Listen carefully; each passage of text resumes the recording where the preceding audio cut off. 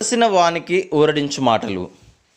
సహోదరుడు భక్తి సింగ్ గారి పరిచర్య నుండి సేకరించిన అనుదిన ధ్యానములు. మీరు ప్రార్థన చేయునప్పుడు వేటిని అడుగుదురో అవి దొరికినవని నమ్మిన ఎడల మీరు వాటినన్నిటినీ పొందుదురు. మత్తయి సువార్త 21వ అధ్యాయము 22వ వచనం.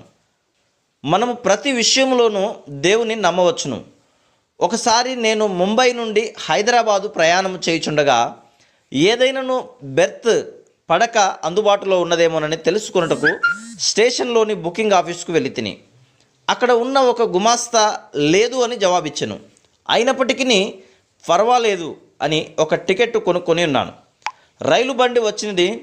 నేను 2 కంపార్ట్మెంట్లలో బెర్త్ ఏదైనా ఖాళీగా ఉన్నదా అని అడిగి తిని అక్కడ ఖాళీ లేదు, కానీ దేవుడు నాకు సమకూర్చెను. రైలు బండిలో ముందు భాగమునకు వెళ్ళినప్పుడు అక్కడ ఒక ఖాళీ బెర్త్ చూసి అక్కడ ఉన్నవారిలో ఒకరిని అడిగి తిని అది ఖాళీయే, ఎవరునూ లేరు అని సమాధానం చెప్పిరి. అయితే దగ్గరకు వెళ్ళి అది ఖాళీ అని మీకు ఎట్లు తెలియనని అడిగి తిని అతను నవ్వుచు, నేను ఒక్క బెర్త్ టికెట్ కొరకు అడిగి దానికి మాత్రమే రుసుము చెల్లించి తిని, కానీ వారు 2 బెర్తులు ఎందుకు ఇచ్చిరో నాకు తెలియదు, అది మీ కొరకే నేను నమ్ముచున్నాను అని అనెను. నా జీవితంలో సంభవించిన సంఘటనల్లో ఇది ఒకటి. మన ప్రతి అక్కర దేవుడు ఏ విధంగా తీర్చునో అది చూపించుచున్నది. నేను దేవుని సేవలోనికి వచ్చినప్పటి నుండి దేవుడు నా అవసరము తీర్చని ఒక్క సందర్భమైనను లేదు. కొన్ని సంవత్సరముల క్రిందట మేము సువార్త దండయాత్రకు వెళ్ళినప్పుడు అక్కడ ఒక పబ్లిక్ హాలునకు వారం దినముల కొరకు 335 రూపాయలు అద్దె చెల్లించాల్సి ఉన్నది. అప్పుడు నేను నా గదిలో ఒంటరిగా, దేవా, నీ నామ ఘనత కొరకు ఈ సువార్త కూడికలను మేము కలిగి ఉన్నాం, దాని కొరకు మేము అద్దె చెల్లించవలసి ఉన్నది, దయచేసి అవసరమైన ద్రవ్యమును 3 దినములలో పంపించుము అని ప్రార్థన చేస్తుని. 3వ దినమున కాలికట్లోని ఒక వ్యక్తి నుండి ఒక ఉత్తరమును పొంది తిని, నా కుమార్తె విన్నపము చేసిన మీదట నేను మీకు 335 రూపాయలు మనీ ఆర్డర్ చేస్తుని. ఆమె చాలా కాలము నుండి అస్వస్థతగా ఉండి 2 వారములు అపస్మారక స్థితిలోనికి వెళ్ళింది.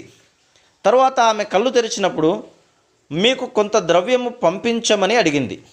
నా దగ్గర అంత డబ్బు లేదని చెప్పినప్పుడు తన బంగారు గొలుసు అమ్మి మీకు పంపమని చెప్పినది కనుక తన బంగారు గొలుసును అమ్మి ఈ డబ్బు మీకు పంపుచున్నాను అని రాశాను. ఆ ద్రవ్యము ఆ హాలుకు అద్దె చెల్లించుటకు సరిపోయినది. దేవుని అనుమానించకుము. ఆలస్యమైన ఎడల దానిని గురించి ఆయనను ప్రశ్నించవద్దు. సంకోచము కలిగి ఉండవద్దు. దేవుడు నీ ప్రార్థన వినియున్నాడని నమ్ముము. దేవుడు నీ విశ్వాసమును చూచి దాని ప్రకారము నీకు అనుగ్రహించును. కొంతమంది ప్రార్థించుదురు కానీ బాధాకరమైన ముఖములతో ఉందురు. ఇది దేవుడు వారి ప్రార్థన వినియున్నాడని నమ్మకము వారికి లేనట్లు చూపించుచున్నది. అటువంటి వారి వలె విశ్వాసములో బలహీనంగా ఉండకము.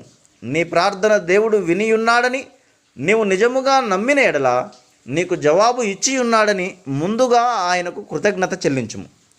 ఆయన ఎన్నడూ తప్పిపోని ప్రేమగల దేవుడని మేము నిరూపించి ఉన్నాము. ఎందుకు మనము దేవుని అనుమానించి మనుషుల వైపు చూచి ఎంతో బాధపడదుము? ఆయన మన పాపముల కొరకు మరణించి మనలను ప్రేమించి మనలను రక్షించి విమోచించుటకు తన సమస్తమును మనకు ఇచ్చి ఉన్నాడని నమ్మిన ఎడల ఆయన మన ఎడల ఎన్నడూ తప్పిపోడు. నేను సదాకాలము మీతో కూడా ఉన్నాను. మత్తయి సువార్త 28వ అధ్యాయము 20వ వచనం. నిన్ను ఏమాత్రమును విడువను, నిన్ను ఎన్నడూ ఎడబాయును అని ఆయన చెప్పెను. హెబ్రీయులకు రాసిన పత్రిక 13వ అధ్యాయము 5వ వచనం.